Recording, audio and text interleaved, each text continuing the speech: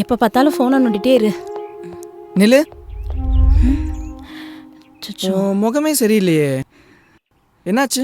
அதெல்லாம் ஒன்றும் இல்லையே. ஏய், உன் ஃபேஸை பார்த்தா எனக்கு தெரியாதா?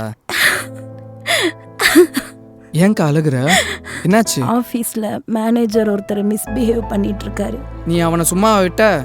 எங்கனால என்ன செய்ய முடியும்? போகிற இடத்துல எவனாவது ஒருத்தன் இப்படி இருக்கத்தான் செய்கிறான். நீங்கள் பண்ணுற பெரிய தப்பே இதான்க்கா.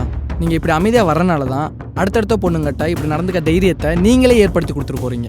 அங்கேயே அவனை எதிர்த்து கேள்வி கேட்டிருந்தாலோ அப்போவே அசிங்கப்படுத்தியிருந்தாலோ வேற ஒரு பொண்ணுகிட்ட இப்படி நடந்துக்குன்னு நினச்சாலே ஓனாபகம் தான் வந்துடும்.